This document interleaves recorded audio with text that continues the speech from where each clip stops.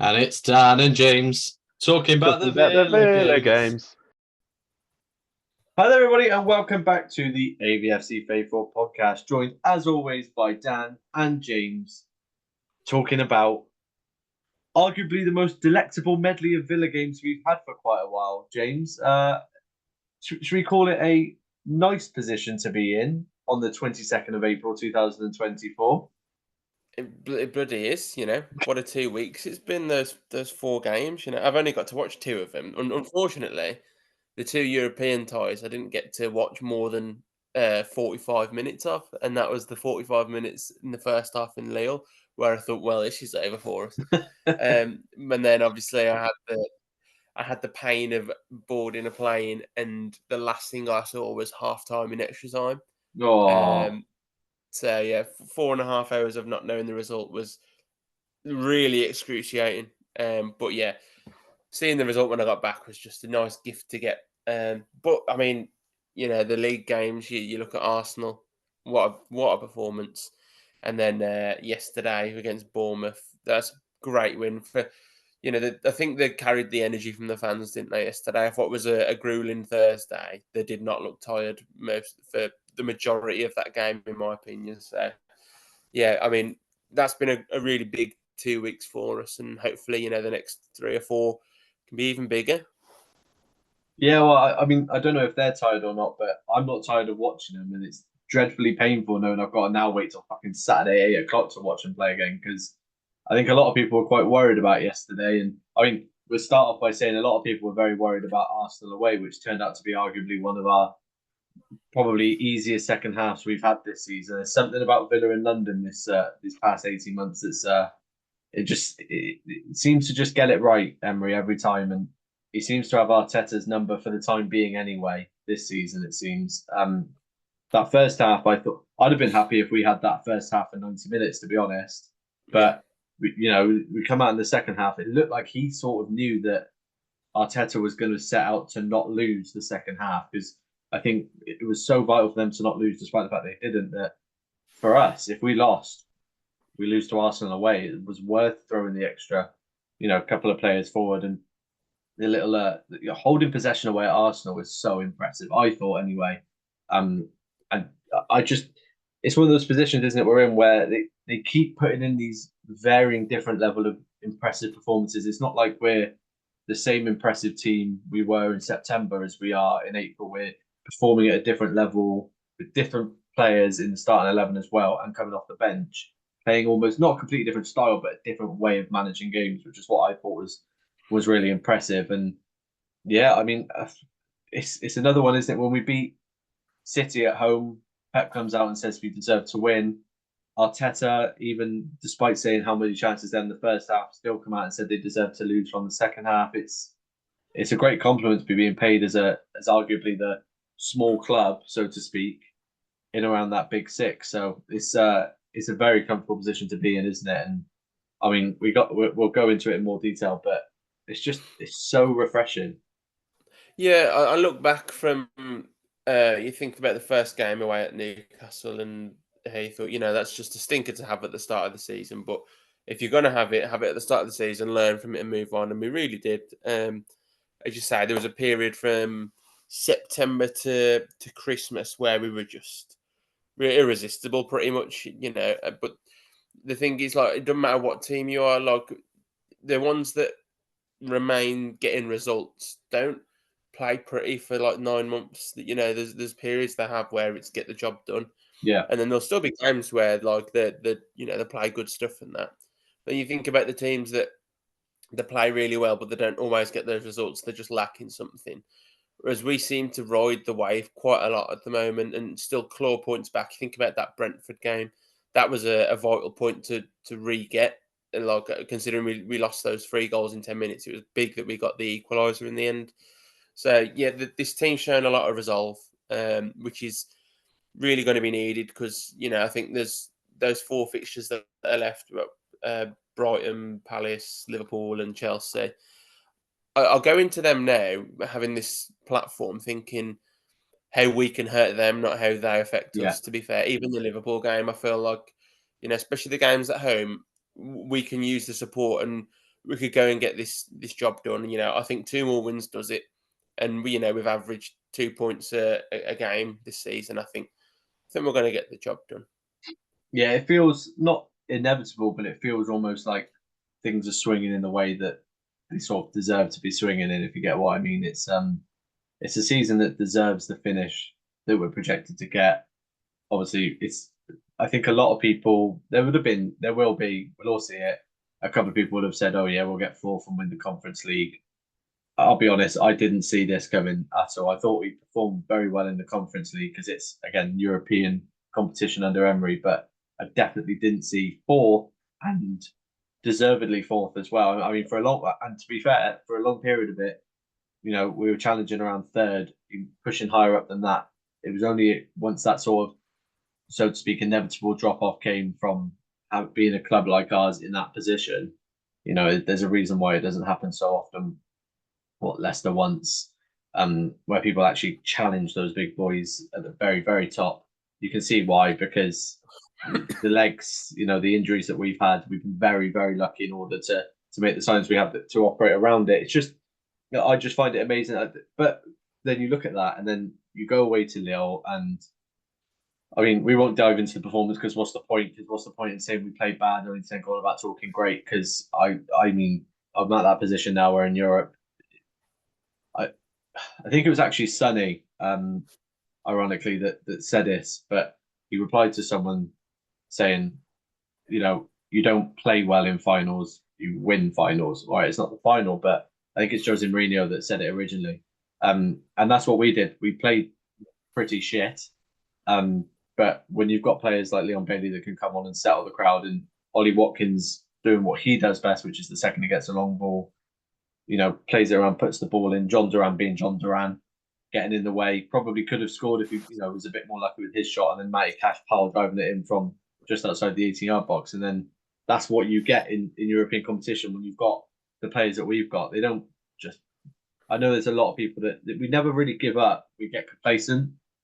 I don't think we got complacent in that game. I think it was just bloody hard. And Lille are a very, very good team. Arguably one of the best teams in the. They might be. I'm not certain because Florentino still know that no team's a bad team at this stage, but they could have possibly been the hardest team left in the competition aside from us. So yeah, to win there over 2 legs was mightily impressive. And I mean, I feel like we could talk about him for about a week. I definitely could, but I genuinely think I'm in love with Emi Martinez, James.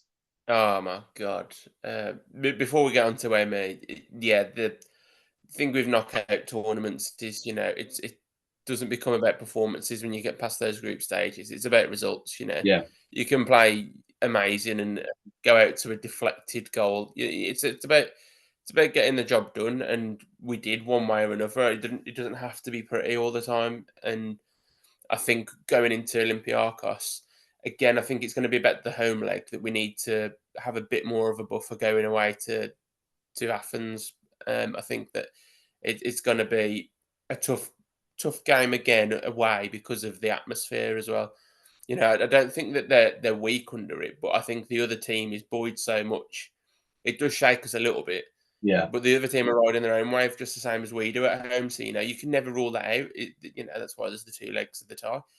Then you put yourself in the final in a neutral ground, and I feel like I'd back us even against Fiorentina, which I presume that they'll be the ones that get to the final. Yeah. I don't think Bruges will, but you never know. You just never know in football. You know, we might not even get to the final, but I think you look on paper, you expect us to go the distance. Football isn't played on paper, but what they've been doing this season, they just keep finding these results. Yeah. I almost feel like 75% like we're going to win it, and it's going to be crushing if we don't because of that. But you know, I have so much confidence and belief, and when you have got someone like the world's #1 between the sticks, and in a knockout tournament, when you've got someone that's that good at saving penalties in a shootout, honestly, the margins that you gain from it are just insane. He's even finding us out new rules now that you can get booked after being already booked. The man is that person that was saying on TikTok that, you know, he definitely Emi Martinez definitely didn't know that. Yeah, no fucking clue. He had no idea about the second booking. I mean, he shouldn't have been booked the second time for what he did, asking for the ball, but he could have been booked for goading the crowd if that was the case in the first place. He had no idea. He genuinely would not have known about that rule. He just doesn't give a shit, and I absolutely love him for that. He should have been booked in the first place. We'll go on to that just swiftly. How bad that was. Yeah, that referee was terrible. Because I didn't obviously get to watch a match. I watched the full penalty shootout backwards after when I landed. And I was watching it thinking, how close does he want to be to the penalty spot, that ref? Yeah. Is he even moving towards the ball when Luis was about to take it like he was going to bang it in top corner? Honestly, they just make it about themselves half the time. That might be the worst ref I've ever had the pleasure of watching. It was, I mean, I love Emmy so much. And I mean, he is a victim. He even said it himself. He's a victim of his own history, so to speak. He got booked for time wasting when we were losing, which I think he might be the only goalkeeper ever to be booked for that. He actually got booked. I mean, some people are judging a lot of this off body language, let's be fair, but the ref was getting frustrated with Emmy doing what he does perfectly, which is, I think a stat came out today actually by Sky that he's the player in the Premier League that does this the most, but he holds on to the ball the longest out of anyone else because he just stands with it on the edge of the box or inside the box or just outside the box and holds on to it because he draws the players in and then plays it out. The ref didn't like that too much. So then as soon as the ball went out for a goal kick and he was getting the ball back, it wasn't even that long to get booked for the initial one. He was so poor. At the first leg, the ref was poor. And I was like, well, it can't be the same ref.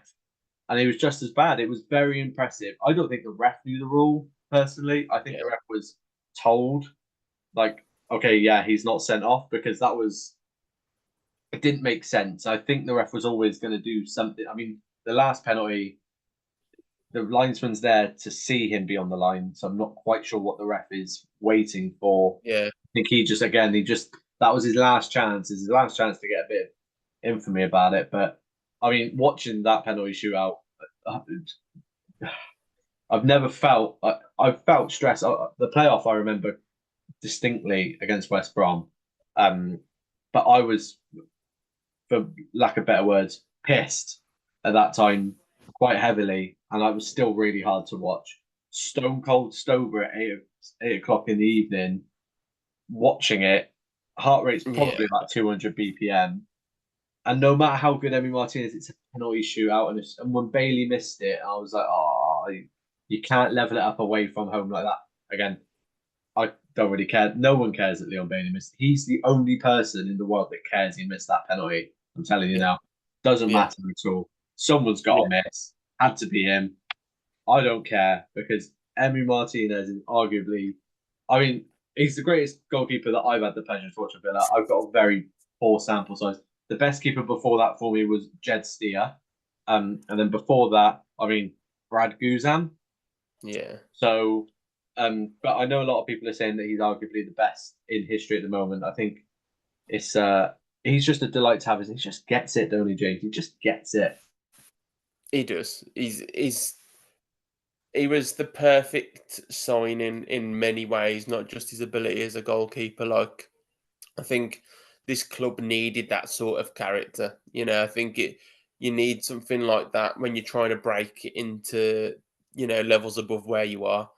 I think it's quite crazy when you think about it, his career, how he had so many loans, and it looked like, you know, he was basically in a dead end in his career, and then an injury to Leno, and he's ended up winning an FA Cup with Arsenal after a couple of months of the season. And then he comes to Villa and he ends up winning a Copa America, a World Cup. You know, he's doing amazing things with his career in a short space of time. And the ego is just naturally grown, but it fits him. Yeah. You know, it makes him better. I think he needs that ego. He's such a good goalkeeper. You know, I was convinced he was saving Solanke's penalty yesterday. Yeah, I honestly... I'm convinced he still has. You know, I'm ignoring it. 3-0 yesterday is what I'm saying. He's amazing, you know, and he is definitely the best keeper that I've personally seen. I think before that it was Brad Friedel for me. But yeah, he's just, I want him to retire so bad. He is great. I mean, one of the funniest things probably was it feels so long ago now, but it was only last Thursday, was when McGinn went off, and then we were so rushed that we forgot to give Emmy the armband, so Dougie kept it on. It was just like little things like that, just keep me going with this team, because it's just like no, Emmy isn't there kicking off because I got the armband. No one gives a shit. We're just playing on because all that matters is winning for the team. Just all that matters. And then he makes the plea for the fans to show up, which they did, which we will get onto. He understands that bit as well. He knows that a lot of fans, they will do it, but they really want to be told how important we are.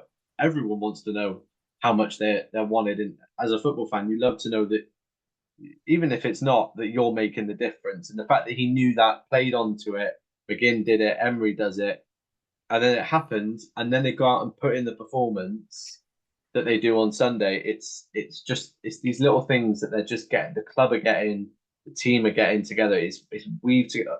There's been no time since the playoff push, I'd say, and it might even be better now, I'd say, that there's this connectivity between squad and fans. I know that there was, Dino and Jack and the kit was all Villa fan related, but this might be the only time that obviously you see that level of progression to the highest level that we performed at in the Premier League for a very long time, mixed in with great football and just a sense of like, this isn't it. This isn't just where it goes and what happens next. I can't wait for next year. I can't wait for how this grows. Emi Martinez, last bit I want to say on him, he carried on into Sunday, which I quite loved. All he wanted to do was get the crowd going. And like any chance he got over to the North Stand or the whole end, he was just cheering him up. I agree with you. He saved that penalty for Solanke. He couldn't give a shit. He got a brilliant clean sheet against Bournemouth. Well done, Emi Martinez. If it's up to me, he's got probably 5 more on top of that, because he's had a hard season, judging by the fact that he's barely had the same back four in front of him as well consistently. Yeah. So hats off to him that he's. Yeah, I agree with you. I'd love to see him retire at Villa, or at the very least just win as much as humanly possible and retire at whatever he would deem to be his boyhood club. But because he's had that sort of jaded background, you love him a bit more, don't you? He's just so rough around the edges, and people hate him, but people don't hate him because they love. He's not cheap. He's just annoying. He's fucking great. I mean, and then quickly on to Bournemouth. There's only 2 very big people I really want to talk about. I don't want to go into the match too much. We're trying to just enjoy it so much that I think I'll let you talk about one of them, because you'll be able to talk more intellectually about them. But we'll chat about him first. Morgan Rogers. He's what I like to call made in the image of Jacob Ramsey, but he's not the exact same player. But I've got a feeling that, judging by the fact you tweeted a couple of videos about him, and we had similar level of tweets at the same time on Sunday, I think he might have caught your eye, James. Yeah, he's. I was quite excited to see what he was going to do when he joined us. I knew he was going to be physically ready. Didn't think he was going to be this technically ready. But the past few weeks, he's started to become a really pivotal player in the starting 11, let alone the squad. Which, for a player that's took a step up to a club in a higher division, a really tough time of the season in January, you've not had a pre-season to fit in. You've got to say, one, excellent coaching to get this best out of him already, but 2, to the player himself, has soaked up the information and he's putting it into practice on the pitch straight away, and he's knocking on the door. And of course, this is the thing about football and timing, is that you need that bit of luck to break into the starting 11 sometimes, whether it's an injury or suspensions and that. But if you're in there, you've got to say, like, this is mine, and that's what he said. And he does have that sort of mould of Jacob Ramsey, sort of mixed with a bit of Grealish for me. I think he's a little bit more, I don't know how to say it. I think he's a bit more flair to him than JJ. JJ's powerful and I'd probably say more effective in the box. Rodgers has got a couple of goals recently, but I think when it comes to how good at finishing in the end, I think it's I get what you mean. but Rodgers just picks the ball up in clever positions, and I just don't feel like he's going to lose the ball. No, And no. he gets the ball, and he's either going to turn the player, hold him off, or play some crazily good pass. Honestly, that performance yesterday, if it weren't for Ollie having a second half masterclass, I think it'd have been a Rodgers, man of the match. But yeah, I think I imagine that Ollie Watkins is the other bloke that we're going to talk about because he's an absolute baller. But I couldn't be more pleased for Morgan Rodgers taking his chance because we needed players like him that, were just outside of that first 11 wanting to get in. We needed those stepping up at this time of the season. So fair play to him. Yeah, I mean, just quickly on him, he had Adam Smith straight away. As soon as he dragged him into the middle, Adam Smith was pulling him, and he fouls him. I'm surprised he didn't get booked for that anyway, Adam Smith, because it was just... And then they take the free kick, plays it straight to Morgan Rodgers. He beats him again. Adam Smith takes him down again.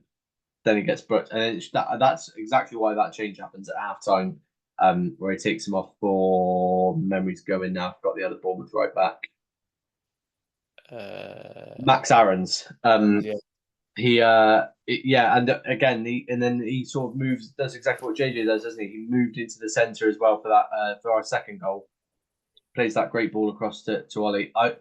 It is Ollie Watkins. It's always going to be Oliver George Arthur Watkins because everyone's definitely not bored of that already. I cannot speak any highly more of this man. He is shut not only me but so many Villa fans up for the small little bits we've had against him or the bits we didn't believe him for. I'll hold my hands up and say, mate, I'm a fucking idiot because you are the man. He can do no wrong now. Like for the rest of the season, he could not score and not get an assist, and it doesn't matter. That second half, he literally just went, you know what? His name's good, Zabani. Is it Zabani, the centre half? Yeah.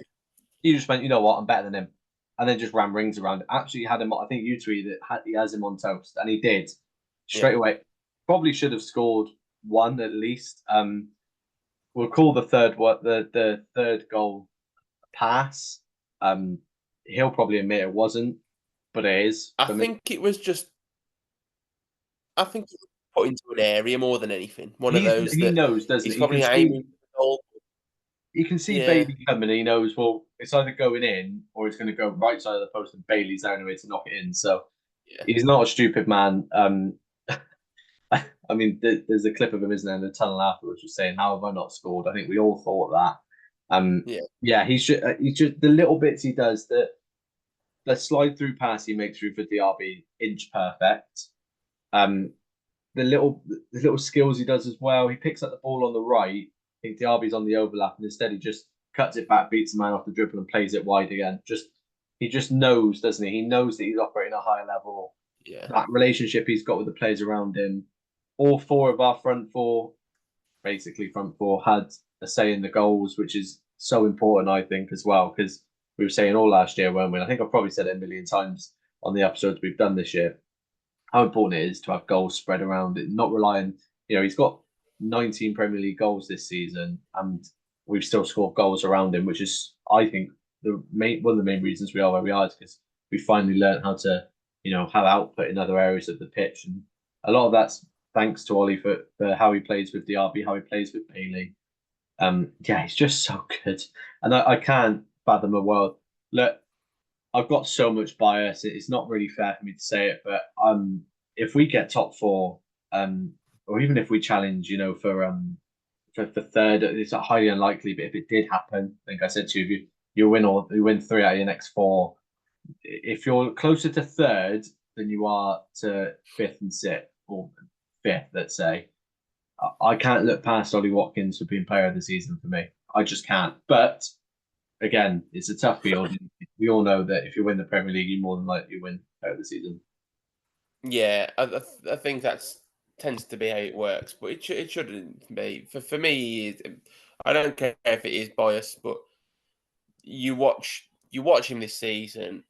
I think he has been player of the year. Just what he offers when he's not scoring, when he's not assisting, he's been amazing as it is. But he's also got 19 goals, 12 assists. 4 games to go. Could you imagine if he got 20 plus and 15 plus goals and assists. Ridiculous. That'd be absolutely ridiculous numbers they'd be. So yeah, you just watch him and how much he's grown from last season. He was good then. You see him. It's quite funny because at the start of the season he started slightly slow, didn't he? Yeah. And then he got that goal away at Chelsea and kick-started him. But I said to you, I'm sure after a couple of games that I'm not worried about him. He was always going to start banging him in, and it's his best season yet. So we are lucky to have him. And I remember one of my mates when we signed him saying, Brentford know how to squeeze loads of money out of people for average players, and I was like, we'll see. And now you think it was just over 30 million for him, I think, in the end. Yeah, I think it's 33. I think at the end of the day, I think it's a bargain still in the end, an absolute bargain. Yeah, and I mean, there's someone I'm quite close to who's a Villa fan. He's always been quite critical of Watkins, which people are entitled to their own opinion, and I think that there is some warrant in some of the criticisms that have been levied at Watkins this year. But what I will say is this: is if he's just 10 or 15% better than he is now, there's no way he plays for us. There's just no way a player of that caliber is at Villa at that time, and I think we're extremely lucky to have what is probably the second best striker in the Premier League by quite some distance. He's the best. It's hard to say that, James, because Ivan Toney's really good at penalties. I don't think you understand. For a man who's shit at penalties, by the way, that penalty on Thursday. Rags on Twitter is amazing. Yeah, I agree. He's great. Rags just the Tony agenda, and now I don't know if you saw his tweet the other day. Moving on from the Tony agenda, and now Watkins and over Kane. Yeah, yeah. He's if he was not on the plane this summer, it would be outrageous. And thinking about England moves me on to Ezri Konsa, and I think that he's quietly been absolutely outstanding for the past few weeks. Again, I think for someone that has to cover a lot of space in behind quite a lot, and he's played a lot of minutes. I thought he was outstanding again yesterday. Definitely, I agree. And again, he's doing it at right back and he's doing it at centre half, so you can't ask for more. And I mean, it makes 100% sense to take Ezri Konsa considering the fact he can fill two positions. But yeah, I mean, Ollie Watkins surely by this point has to be closer to starting than he has to be for not going. That doesn't mean I think he should start. But I think that the idea of him not going is beyond me at this point. And I really hope, for the sake of a lot of people, it should be beyond everyone's thoughts, no matter what Glenn Murray says. And if you're ever going to say to me, Ivan Toney should go because of penalties, then you should be taking Dominic Solanke because a whole year of Premier League football. Anyway, it's a different conversation. It's silly. It's no point. It's not up to us. It's up to yeah. So what I do want to do is before we've obviously got an interesting game on Saturday. Chelsea are a strange football team, is how I describe them. Arguably could have got something on Saturday against Man City and taken it further, but they didn't because they're Chelsea and they've got Nicholas Jackson playing for them. So they're in a very strange position. I know that there's rumours that Cole Palmer's not going to be playing against Arsenal, which means obviously he will definitely be playing against us anyway. Not got too much longer left. I do want to chat about it. That game, 8 o'clock Saturday night. Come on then, James. What are we thinking?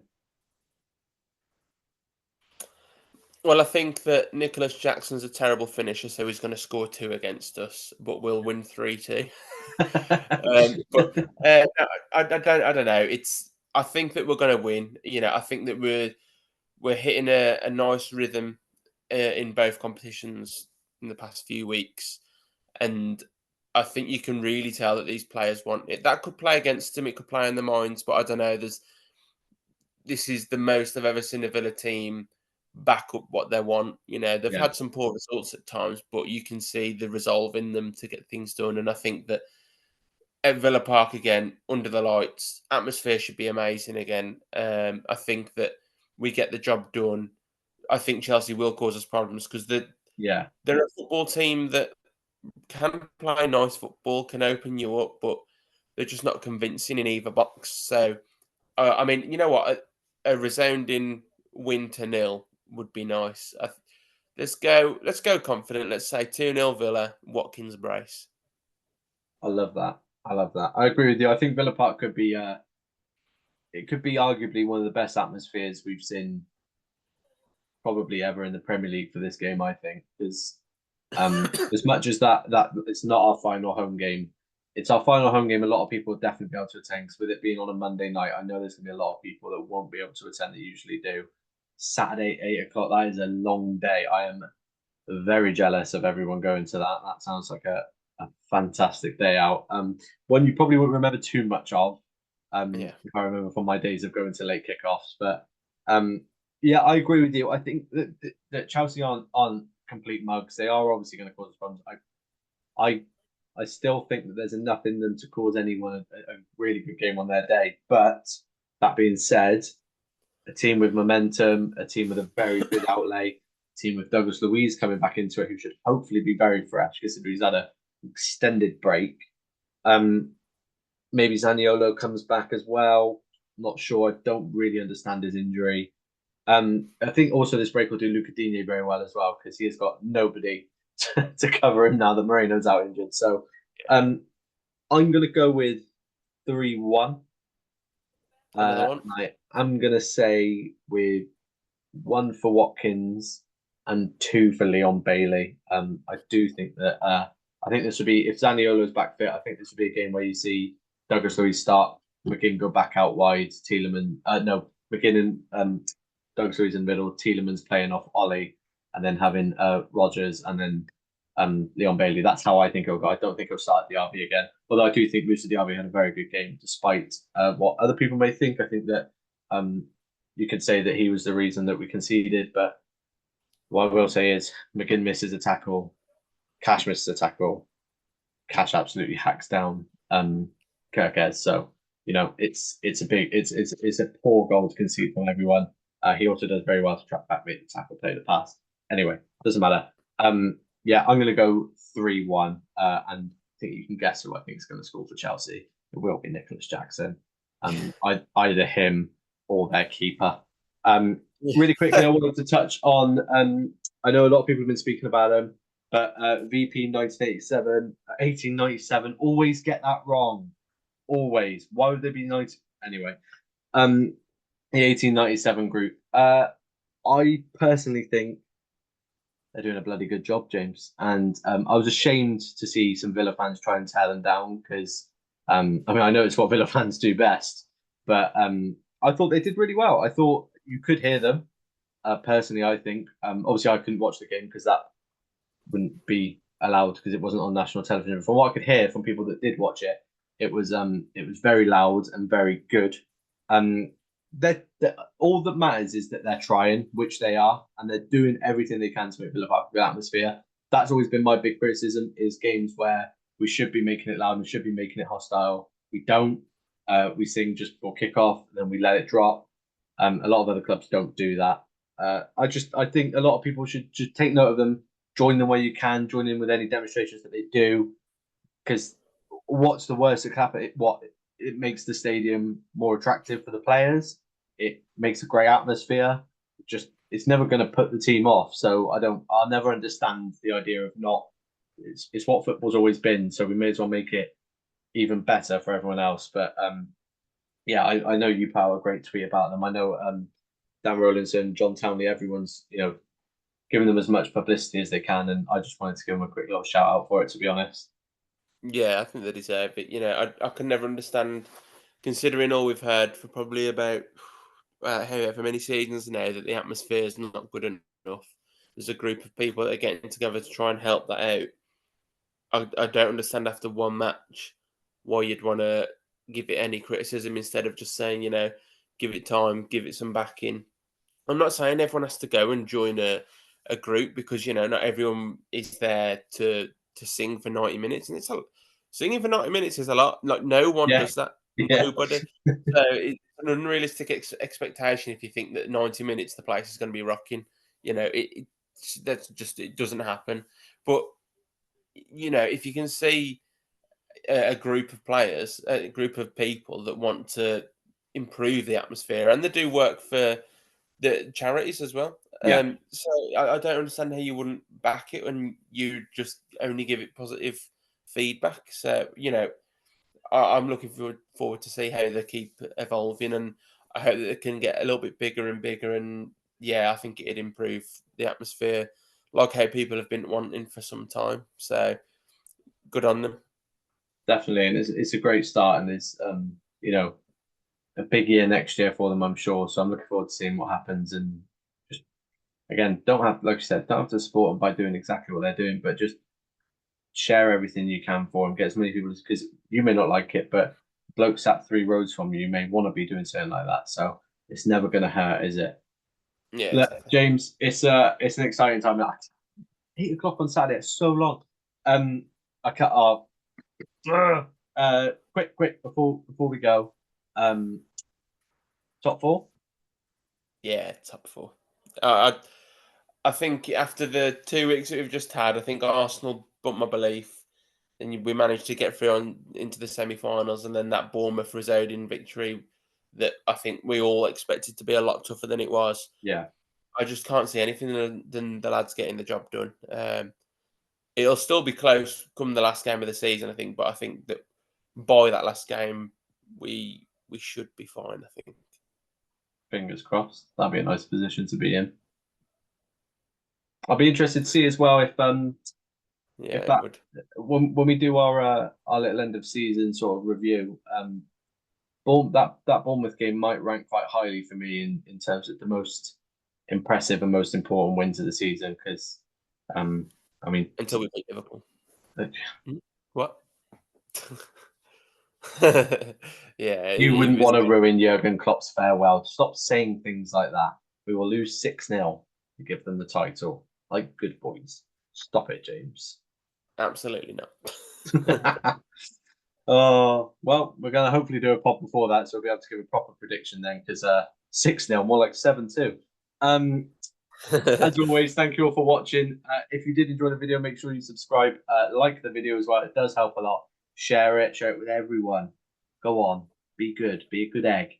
And if you never want to miss a video again, because our upload schedule is different to other people's, let's say, make sure you hit the notifications bell, because sometimes it'll be weekly, sometimes it'll be monthly, sometimes it'll be twice a week. We do it when we want to do it, and that's the beauty of the AVFC Faithful podcast. Make sure you follow us as well. All our links are down below in the description. And as always, up the Villa. Up the Villa.